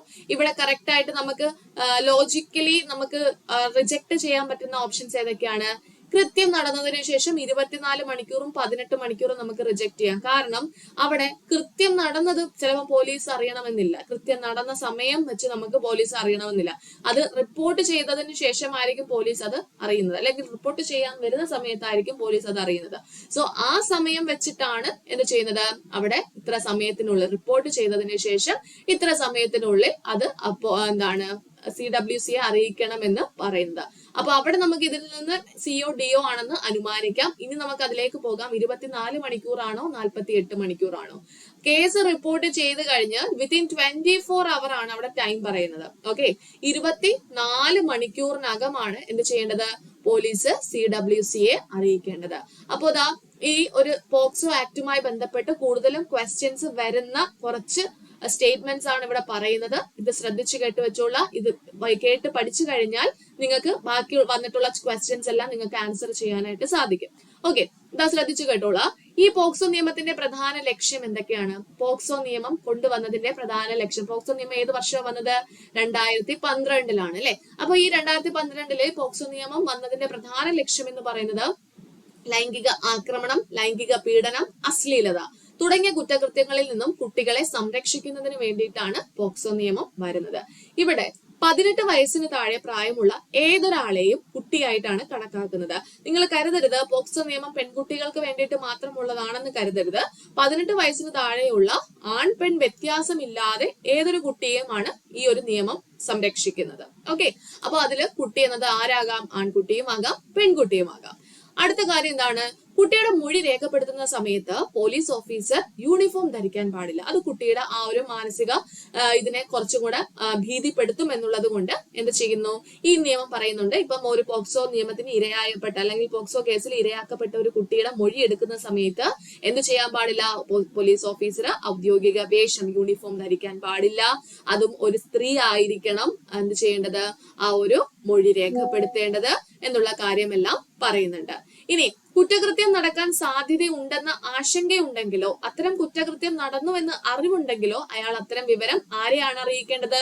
ഒന്നെങ്കിൽ ഇപ്പം നമുക്കറിയാം, നമ്മളിപ്പം ചിന്തിക്കുകയാണ്, അല്ലെങ്കിൽ നമ്മളുടെ അറിവിൽ എന്ത് ചെയ്യുന്നു, അവിടെ ഒരു പോക്സോ കേസ് നടക്കാൻ സാധ്യതയുണ്ട്, അയാൾ ആ കുട്ടിയോട് മോശമായാണ് പെരുമാറുന്നത് എന്നുള്ള കാര്യം നമ്മൾ എവിടുന്നെങ്കിലും ഒക്കെ അറിയുന്നു. അല്ലെങ്കിൽ ഒരു കുറ്റകൃത്യം അവിടെ അങ്ങനെ നടന്നു എന്ന് നമ്മളിപ്പോ അറിയുകയാണ്. നമ്മൾ അങ്ങനെ അറിഞ്ഞിട്ടുണ്ടെങ്കിൽ അയ്യോ ഇനി നമ്മൾക്ക് അതിന്റെ പുറമെ പോയി എന്താണ് പുലിവാല് പിടിക്കാൻ വയ്യ എന്ന് പറഞ്ഞ് പിടിച്ച് മിണ്ടാതിരിക്കുന്ന സാഹചര്യം വരരുത്. അത് നമ്മളുടെ ഓരോരുത്തരുടെയും ഉത്തരവാദിത്തമാണ്. അത് ഈ നിയമപ്രകാരം ആരെ അറിയിച്ചിരിക്കണം? ഒന്നെങ്കിൽ സ്പെഷ്യൽ ജുവനൈൽ പോലീസ് യൂണിറ്റിൽ അറിയിച്ചിരിക്കണം, അല്ലെങ്കിൽ ലോക്കൽ പോലീസിനെ അറിയിച്ചിരിക്കണം. അറിയിച്ചില്ല എങ്കിൽ അതിനുള്ള ശിക്ഷകളും എല്ലാം നമ്മളെ ഈ നിയമം ഉറപ്പ് നൽകുന്നുണ്ട്. ഓക്കെ, അപ്പൊ ആരെ അറിഞ്ഞു വെച്ചിട്ട് എന്ത് ചെയ്യാൻ പാടില്ല? അത് മറച്ചു വെക്കാനായിട്ട് പാടില്ല. അതൊന്നെങ്കിൽ സ്പെഷ്യൽ ജുവനൈൽ പോലീസിനെയോ ലോക്കൽ പോലീസിനെയോ അറിയിക്കേണ്ടതാണ്. ഇനി സ്പെഷ്യൽ ജുവനൈൽ പോലീസ് യൂണിറ്റിനോ ലോക്കൽ പോലീസിനോ കുറ്റകൃത്യത്തിന് ഇരയായ കുട്ടിക്ക് പരിചരണവും സംരക്ഷണവും ആവശ്യമാണെന്ന് ബോധ്യപ്പെടുന്ന പക്ഷം അതിനുള്ള കാരണങ്ങൾ രേഖപ്പെടുത്തിക്കൊണ്ട് കുട്ടിക്ക് സംരക്ഷണവും പരിചരണവും എന്ത് ചെയ്യണം? അതിന് നൽകേണ്ടത് എത്ര സമയത്തിനുള്ളിലാണ്? കേസ് റിപ്പോർട്ട് ചെയ്ത് 24 മണിക്കൂറിനകം അതിനുള്ള നടപടികൾ സ്വീകരിക്കണം. അപ്പൊ ആ കുട്ടിയെ ചൈൽഡ് വെൽഫെയർ അവിടെ എന്തെങ്കിലും ഷെൽട്ടർ ഹോമിൽ ആക്കണമെങ്കിലോ അല്ലെങ്കിൽ അടുത്തുള്ള ആശുപത്രിയിൽ മെഡിക്കൽ എടുപ്പിക്കണമെങ്കിലോ എന്തെങ്കിലുമൊക്കെ ചെയ്യണമെങ്കിൽ അത് കേസ് റിപ്പോർട്ട് ചെയ്ത് വിത്തിൻ 24 hours ചെയ്തിരിക്കണം. അതുപോലെ സ്പെഷ്യൽ ജുവനൈൽ പോലീസ് യൂണിറ്റ് എന്ത് ചെയ്യണം? അല്ലെങ്കിൽ ലോക്കൽ പോലീസ് അവിടെ എന്താണ് ഒരു കേസ് റിപ്പോർട്ട് ചെയ്യുകയാണ്, പോക്സോ നിയമപ്രകാരം ഒരു കേസ് റിപ്പോർട്ട് ചെയ്യുകയാണെങ്കിൽ വിത്തിൻ 24 hours ആരെ അറിയിച്ചിരിക്കണം? അത് ചൈൽഡ് വെൽഫെയർ കമ്മിറ്റിയെ അറിയിച്ചിരിക്കണം. മനസ്സിലായോ? ക്ലിയർ ആണോ? എങ്കിൽ നെക്സ്റ്റ് വൺ എന്താ പറയുന്നത്? ഒരു കാരണവശാലും ഒരു കുട്ടിയെയും രാത്രികാലത്ത് പോലീസ് സ്റ്റേഷനിൽ തടങ്കലിൽ വെക്കാൻ പാടില്ല. മാത്രമല്ല ഒരു കുട്ടിയുടെ മൊഴി കുട്ടിയുടെ വീട്ടിൽ വെച്ചോ സാധാരണയായി താമസിച്ചു വരുന്ന സ്ഥലത്ത് വെച്ചോ കുട്ടിക്ക് താല്പര്യമുള്ള സ്ഥലത്ത് വെച്ചോ കഴിയുന്നിടത്തോളം സബ് ഇൻസ്പെക്ടർ റാങ്കിൽ കുറയാത്ത, നമ്മൾ പറഞ്ഞ ഒരു പോലീസ് ഉദ്യോഗസ്ഥർ യൂണിഫോം ധരിക്കാൻ പാടില്ല എന്ന് പറഞ്ഞു. ആരാണ്, ഏത് റാങ്കിലുള്ള ആളാണ് അവിടെ പോയി മൊഴി എടുക്കേണ്ടതെന്ന് ചോദിച്ചാൽ സബ് ഇൻസ്പെക്ടർ റാങ്കിൽ കുറയാത്ത ഒരു വനിതാ പോലീസ് ഓഫീസർ ആയിരിക്കണം. സബ് ഇൻസ്പെക്ടർ റാങ്കിൽ കുറയാത്ത, SI റാങ്കിൽ കുറയാത്ത ഒരു വനിതാ പോലീസ് ഓഫീസർ ആയിരിക്കണം എന്ത് ചെയ്യേണ്ടത്, ഈ പോക്സോ നിയമപ്രകാരമുള്ള കേസിന്റെ മൊഴി എടുക്കേണ്ടത്. ഇനി ഒരു കുട്ടിയുടെ മൊഴി കുട്ടിയുടെ വീട്ടിൽ വെച്ചോ സാധാരണയായി താമസിച്ചു വരുന്ന സ്ഥലത്ത് വെച്ചോ കുട്ടിക്ക് താല്പര്യമുള്ള സ്ഥലത്ത് വെച്ചോ കഴിയുന്നിടത്തോളം സബ് ഇൻസ്പെക്ടർ റാങ്കിൽ കുറയാത്ത ഒരാളായിരിക്കണം ചെയ്യേണ്ടത്.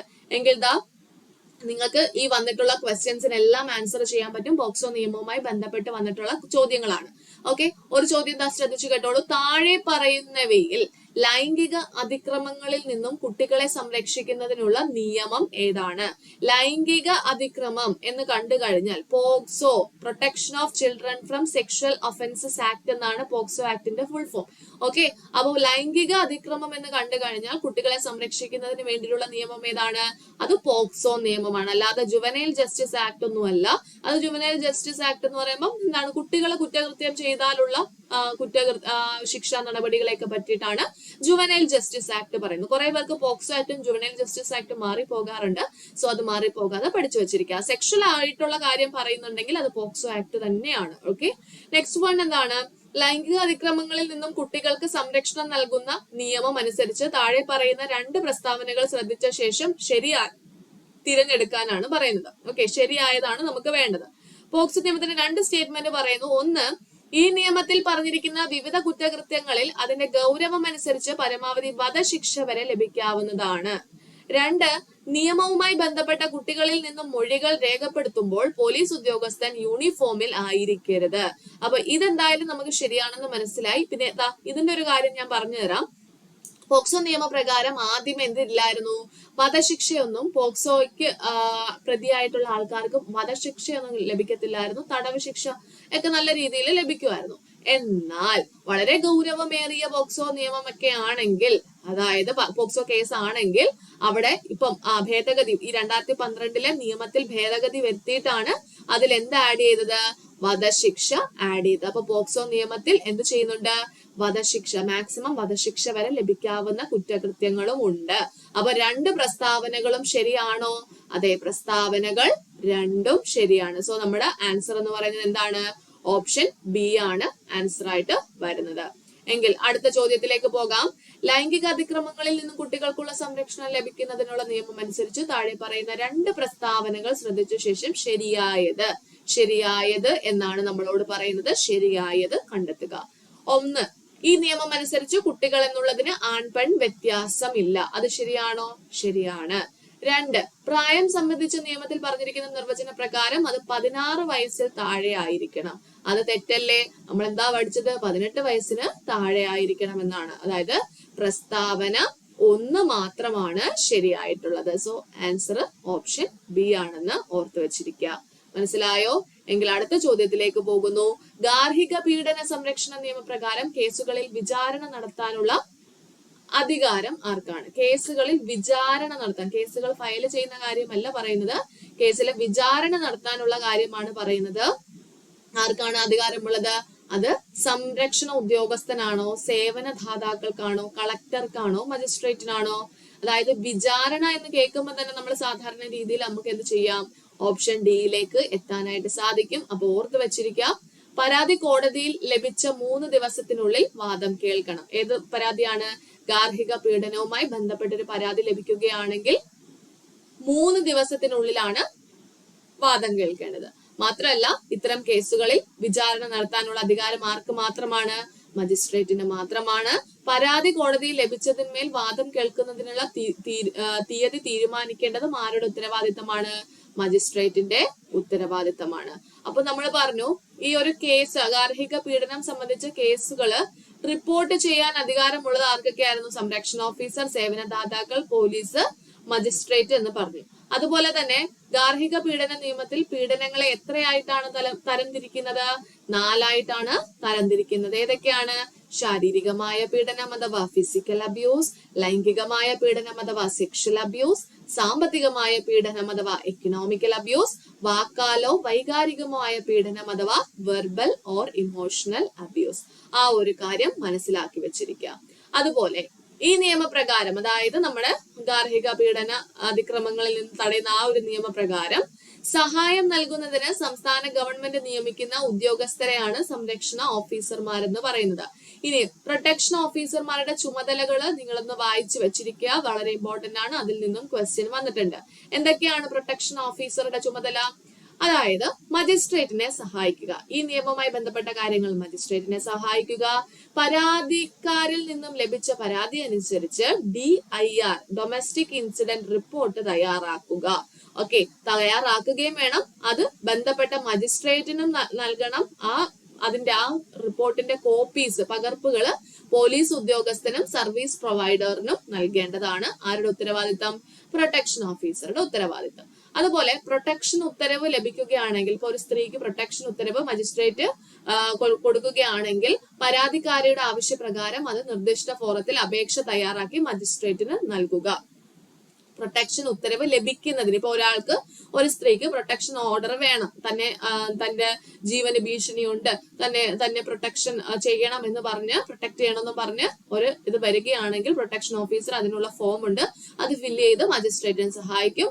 അതുപോലെ സൗജന്യ നിയമസഹായം ലഭിക്കുന്നതിനുള്ള അപേക്ഷാ ഫോം സൗജന്യമായി നൽകുകയും നിയമസഹായം ലഭ്യമായി എന്ന് ഉറപ്പുവരുത്തേണ്ടതും പ്രൊട്ടക്ഷൻ ഓഫീസറുടെ ഉത്തരവാദിത്തമാണ്. തന്റെ സേവന പരിധിയിലുള്ള സർവീസ് പ്രൊവൈഡർ കൗൺസിലിംഗ് സേവനങ്ങൾ എന്തൊക്കെയാണ്, എവിടെയൊക്കെ ഷെൽട്ടർ ഹോമുകളുണ്ട്, ആരോഗ്യ സംവിധാനങ്ങൾ എന്നിവയുടെ എല്ലാം ഡയറക്ടറി തയ്യാറാക്കി സൂക്ഷിക്കേണ്ടത് പ്രൊട്ടക്ഷൻ ഓഫീസറുടെ ചുമതലയാണ്.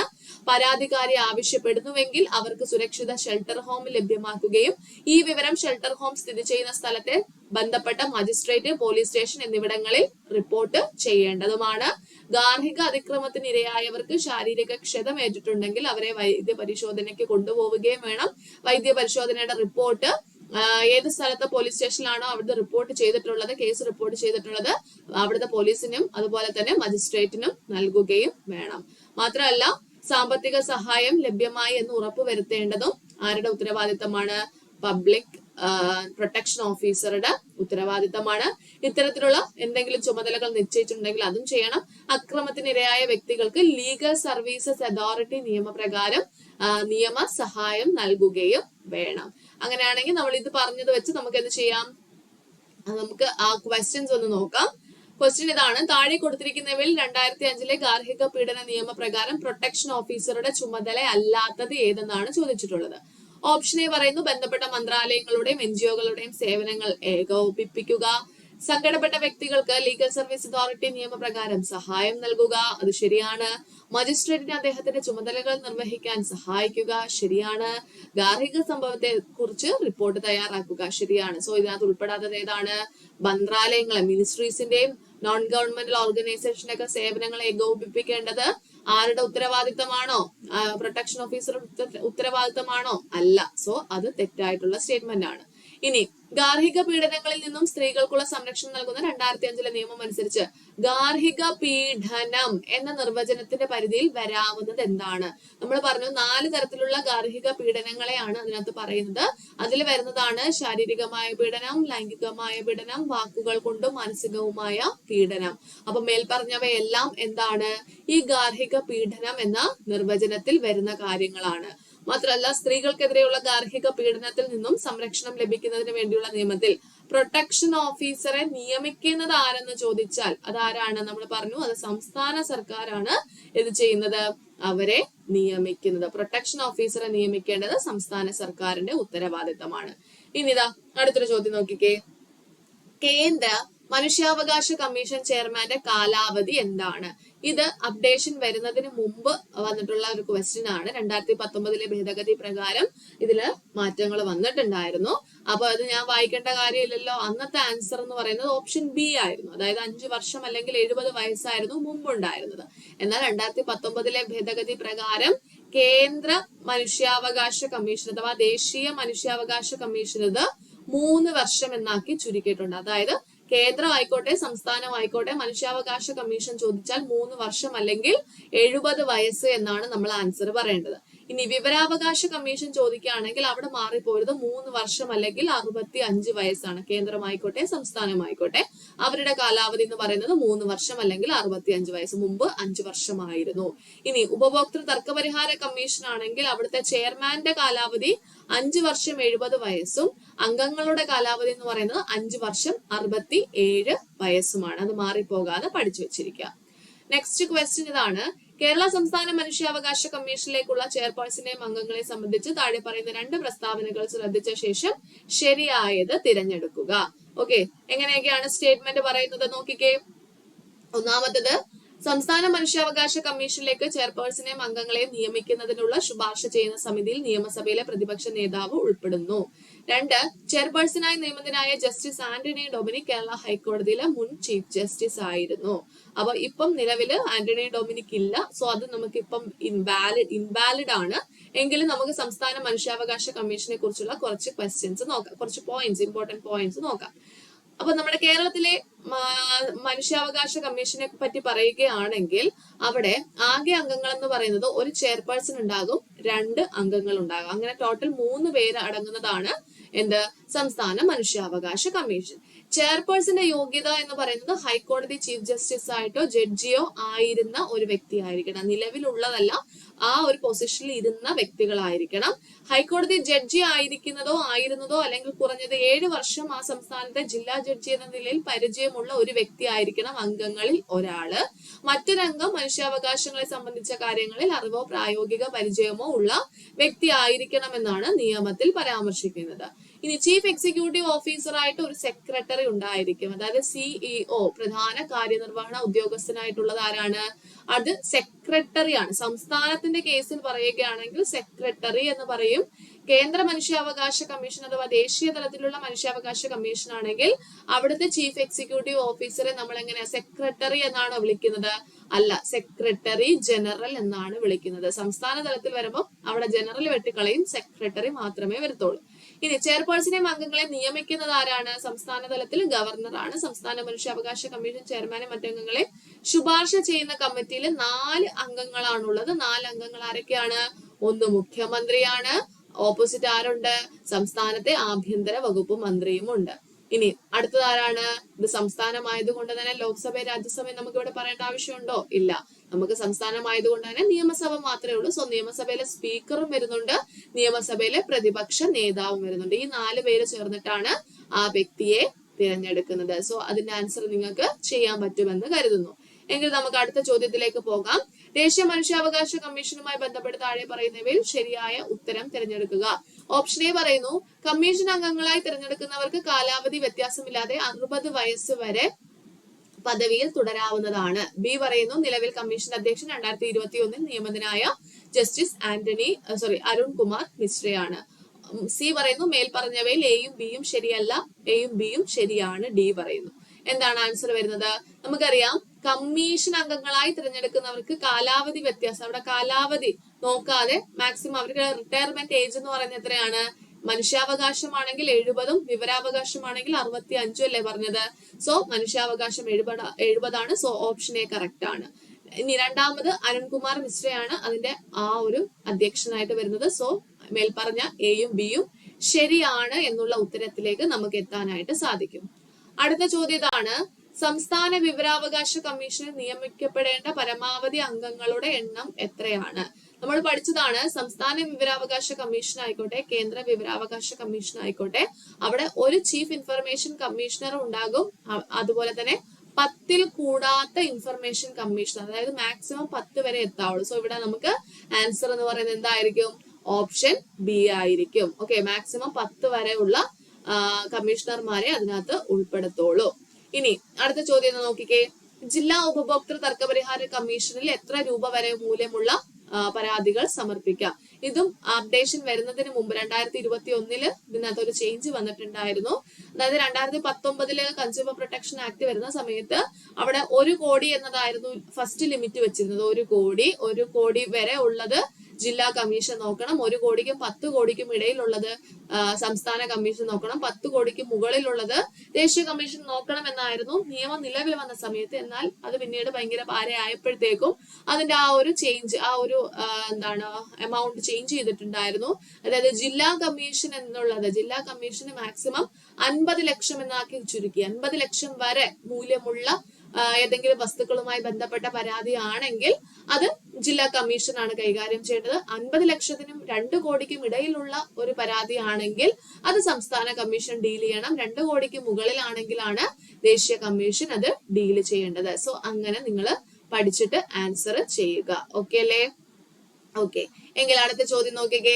നിർമ്മാതാവോ സേവനദാതാവോ നൽകുന്ന തെറ്റോ തെറ്റിദ്ധരിപ്പിക്കുന്നതോ ആയ പരസ്യങ്ങൾക്ക് 2019 ഉപഭോക്തൃ സംരക്ഷണ നിയമപ്രകാരം ചുമത്തുന്ന പരമാവധി ശിക്ഷ എന്താണ്? ഓർത്തു വെച്ചിരിക്കുക. തെറ്റോ തെറ്റിദ്ധരിപ്പിക്കുന്ന പരസ്യം എന്ന് പറഞ്ഞാൽ ഒന്നെങ്കിൽ ഉൽപ്പന്നമോ സേവനമോ ഒന്നെങ്കിൽ തെറ്റായിട്ട് വിവരിക്കും. ഓക്കെ, അതിന്റെ ഒരു പോരായ്മകളെല്ലാം മാറ്റി വെച്ചിട്ട് വലിയ സംഭവമാണെന്നുള്ള രീതിയിൽ അതിനെ വിവരിക്കും. അതുപോലെ അതിന്റെ അളവ്, അതിന്റെ ഗുണനിലവാരം സംബന്ധിച്ചൊന്ന് തെറ്റായിട്ടുള്ള ഗ്യാരണ്ടി കൊടുക്കുന്നു.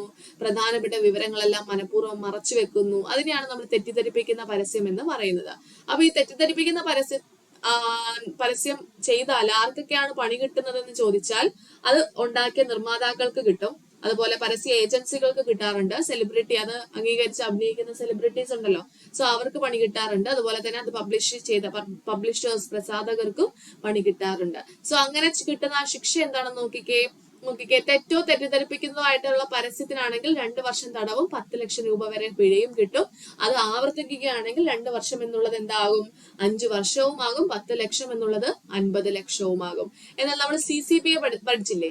ഈ CCPA ഒരു ഉത്തരവ് വന്നിട്ട് ആ ഉത്തരവ് പാലിക്കാതിരിക്കുകയാണെങ്കിൽ അവിടെ ലഭിക്കുന്ന ശിക്ഷ ഒന്നെങ്കിൽ 6 മാസം തടവ്, അല്ലെങ്കിൽ 20 ലക്ഷം രൂപ പിഴ, അല്ലെങ്കിൽ ഇവ രണ്ടും കൂടിയും ലഭിക്കും. അപ്പൊ ഇവിടെ നിന്നും ചോദ്യങ്ങൾ വന്നിട്ടുണ്ട്. സോ അത് രണ്ടും ശ്രദ്ധിച്ച് പഠിക്കാനായിട്ട് ശ്രമിക്കുക. ഇനി അടുത്തൊരു ചോദ്യം നോക്കിക്കേ. താഴെ കൊടുത്തിരിക്കുന്ന 2 പ്രസ്താവനകൾ മനസ്സിലാക്കിയ ശേഷം ഉചിതമായ ഉത്തരം തിരഞ്ഞെടുക്കുക. 2 സ്റ്റേറ്റ്മെന്റ് ആണ് തന്നിട്ടുള്ളത്. 1, ഉപഭോക്തൃ സംരക്ഷണ നിയമപ്രകാരം നിയമിക്കുന്ന ദേശീയ ഉപഭോക്തൃ പരിഹാര കമ്മീഷനിൽ പ്രസിഡന്റും കൂടാതെ 4-ൽ കുറയാത്ത അംഗങ്ങളും ഉണ്ടായിരിക്കണം. 2, ദേശീയ കമ്മീഷന് മുമ്പാകെ നേരിട്ട് സമർപ്പിക്കുന്ന പരാതികൾക്ക് അതിന്റെ അധികാര പരിധി നിശ്ചയിക്കുന്നതിനായി 10 കോടിയിലധികം രൂപയുടെ വില ഉണ്ടായിരിക്കണം. അപ്പൊ അതാ ഓർത്ത് വെച്ചിരിക്കുക. ജില്ലാ കമ്മീഷൻ ആണെങ്കിൽ അവിടുത്തെ അംഗസംഖ്യ ഒരു പ്രസിഡന്റ് ഉണ്ടായിരിക്കണം, 2-ൽ കുറയാത്ത അംഗങ്ങൾ ഉണ്ടായിരിക്കണം. സംസ്ഥാനവും ദേശീയവുമാണെങ്കിൽ പ്രസിഡന്റും 4-ൽ കുറയാത്ത അംഗങ്ങളും ഉണ്ടായിരിക്കണം എന്നാണ് പറയുന്നത്. അപ്പൊ ഇവിടെ നമുക്ക് എന്താ പറഞ്ഞിട്ടുള്ളത്? ദേശീയ തലത്തിലുള്ളതല്ലേ പറയുന്നത്. അപ്പൊ 4-ൽ കൂടാത്ത അംഗങ്ങൾ കറക്റ്റ് ആണ്. സോ ഫസ്റ്റ് സ്റ്റേറ്റ്മെന്റ് കറക്റ്റ് ആണ്. രണ്ടാമതൊന്നും കറക്റ്റ് ആയിരുന്നു, എന്നാൽ നിലവിൽ അത് കറക്റ്റ് അല്ല. ദേശീയ കമ്മീഷന് മുമ്പാകെ നേരിട്ട് സമർപ്പിക്കുന്ന പരാതികൾക്ക് അതിന്റെ അധികാര പരിധി എന്ന് പറയുന്നത് ഇപ്പൊ എത്രയാണ്? 2 കോടിയിലധികം രൂപ ഉണ്ടാണ്. ഇവിടെ 10 കോടി എന്നുള്ളത് 2 കോടിയാക്കി മാറ്റുക. അങ്ങനെയാണെങ്കിൽ നമുക്കത് ആൻസർ കറക്റ്റ് ആണെന്ന് പറയാം. ഓക്കെ, നെക്സ്റ്റ് ക്വസ്റ്റ്യൻ നോക്കിക്കേ. ഉപഭോക്തൃ നിയമത്തിലെ ജില്ലാ ഉപഭോക്തൃ ഫോറവുമായി ബന്ധപ്പെട്ട താഴെ പറയുന്നവയിൽ ശരിയായ ഉത്തരം തിരഞ്ഞെടുക്കാൻ പറയുന്നു. 4 സ്റ്റേറ്റ്മെന്റുകളാണ് പറയുന്നത്.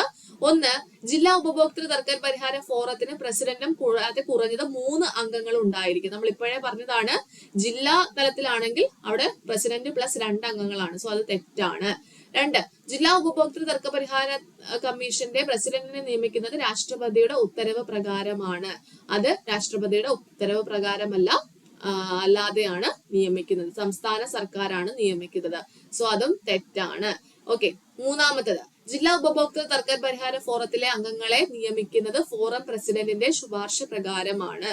ഓക്കെ, അംഗങ്ങളെ നിയമിക്കുന്നത് ആ പ്രസിഡന്റിന്റെ ശുപാർശ വരുന്നുണ്ട്. ഓക്കെ, അപ്പൊ അതും ഓർത്തു വെച്ചിരിക്കുക. അപ്പൊ ഇവിടെ ഫോറം എന്ന് പറഞ്ഞാലും ജില്ലാ ഉപഭോക്തൃ തർക്ക പരിഹാര കമ്മീഷനെ തന്നെയാണ്. അതിനെ ഫോറം എന്നും വിളിക്കാറുണ്ട് കേട്ടോ. ദേശീയ ഫോറം, സംസ്ഥാന ഫോറം, ജില്ലാ ഫോറം എന്നും വിളിക്കാറുണ്ട്. അപ്പൊ ഓർത്തിരിക്കുക, ഇവയിലൊന്നും ശരിയല്ല.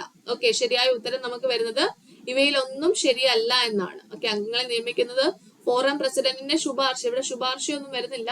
ഇവിടെ സംസ്ഥാന സർക്കാരാണ് അവരെ നിയമിക്കുന്നത്. അത് മാത്രം നിങ്ങൾ ഓർത്തു വെച്ചിരിക്കുക. ഓക്കെ, അങ്ങനെയാണെങ്കിൽ ആൻസർ നോക്കിക്കേ. സംസ്ഥാന സർക്കാർ വിജ്ഞാപനത്തിലൂടെയാണ് ജില്ലാ കമ്മീഷൻ രൂപീകരിച്ചത്. പ്രസിഡന്റും 2-ൽ കുറയാത്ത അംഗങ്ങളുമാണുള്ളത്. പ്രസിഡന്റിന്റെ ക്വാളിഫിക്കേഷൻ എന്ന് പറയുന്നത് ഒന്നെങ്കിൽ നിലവിലെയോ അല്ലെങ്കിൽ മുൻപത്തെയോ ജില്ലാ ജഡ്ജി ആയിരിക്കണം. അംഗങ്ങളിൽ ഒരാൾ സ്ത്രീ ആയിരിക്കണം. നിയമിക്കുന്നത് സംസ്ഥാന സർക്കാർ ആയിരിക്കണം. കാലാവധി 4 വർഷം അല്ലെങ്കിൽ 65 വയസ്സാണ്. പുനർനിയമനത്തിന് അർഹതയുണ്ട്. ധനപരമായ അധികാരപരിധി എത്രയാണ്? 50 ലക്ഷം രൂപയാണെന്നും ഓർത്തിരിക്കാം. എങ്കിൽ അടുത്ത ചോദ്യം നോക്കിക്കേ. 2007 മാതാപിതാക്കൾക്കും മുതിർന്ന പൗരന്മാർക്കുമുള്ള സംരക്ഷണ ചിലവ് നൽകുന്ന നിയമപ്രകാരം ശരിയായത് കണ്ടെത്താനാണ് പറയുന്നത്. ഓക്കെ, അപ്പൊ ഫസ്റ്റ് സ്റ്റേറ്റ്മെന്റ് ഇതാണ്. സംരക്ഷണ ചിലവിലേക്കായി പ്രതിമാസം പരമാവധി 10,000 രൂപയാണ് ട്രൈബ്യൂണലിന് വിധിക്കാവുന്നത്. 2, ഈ നിയമപ്രകാരം അപ്പീൽ നൽകുവാൻ ഉദ്ദേശിക്കുന്നുവെങ്കിൽ അത് ബന്ധപ്പെട്ട ജില്ലാ ജഡ്ജിക്ക് സമർപ്പിക്കണം. ഓക്കെ, അപ്പൊ ഇതൊരു കാര്യം നിങ്ങൾ മനസ്സിലാക്കി വെച്ചിരിക്കുക. ഇത് സംരക്ഷണ ചിലവിലേക്കായിട്ട് ആദ്യമേ 10,000 രൂപയായിരുന്നു മുമ്പ് നിശ്ചയിച്ചിരുന്നത്. എന്നാൽ 2019 ഭേദഗതിയിലൂടെ ആ പരിധി മാറ്റി 10,000 രൂപ എന്നുള്ളത് മാത്രമല്ല, അതിനെ പരിധി നിശ്ചയിക്കുവാൻ ആ മക്കളുടെയോ ബന്ധുവിന്റെയോ ജീവിത സാഹചര്യം എന്താണ്, അവരുടെ പ്രതിമാസ വരുമാനം എന്താണ് എന്നെല്ലാം കണക്കാക്കിയതിനു ശേഷമായിരിക്കും എത്ര രൂപ കൊടുക്കണം, മാസാമാസം പ്രതിമാസം ഇത്ര രൂപ അവർക്ക് വേണ്ടി കൊടുക്കണം എന്നുള്ള കാര്യം തീരുമാനിക്കുന്നത്. സോ 10,000 എന്നുള്ള ആ ഒരു ഡെഡ് ലൈൻ എടുത്ത് മാറ്റിയിട്ടുണ്ട്. മാത്രമല്ല, ട്രൈബ്യൂണലിന്റെ ഉത്തരവിനാൽ വിഷമിക്കുന്ന ഏതൊരു മുതിർന്ന പൗരനും ഉത്തരവിന്റെ തീയതി മുതൽ 60 ദിവസത്തിനുള്ളിൽ അപ്പലേറ്റ് ട്രൈബ്യൂണലിലാണ് അപ്പീൽ നൽകേണ്ടത്. അല്ലാതെ ജില്ലാ ജഡ്ജിക്കല്ല ആ ഒരു ഇത് അപ്പീൽ നൽകേണ്ടത്. ഇതിനു വേണ്ടി അപ്പലേറ്റ് ട്രൈബ്യൂണൽ ഉണ്ട്. Okay, next question. 2007 മാതാപിതാക്കൾക്കും മുതിർന്ന പൗരന്മാർക്കുമുള്ള സംരക്ഷണ ചിലവും അഭിവൃദ്ധിക്കും വേണ്ടിയുള്ള നിയമം അനുസരിച്ച് വകുപ്പ് 7 പ്രകാരം രൂപീകരിക്കേണ്ട ട്രിബ്യൂണൽ, അതായത് നമ്മുടെ മെയിന്റനൻസ് ട്രിബ്യൂണൽ ഉണ്ടല്ലോ, അതുമായി ബന്ധപ്പെട്ട ശരിയായിട്ടുള്ള സ്റ്റേറ്റ്മെന്റ് ആണ് ചോദിച്ചിട്ടുള്ളത്. 2 സ്റ്റേറ്റ്മെന്റ് തന്നിട്ടുണ്ട്.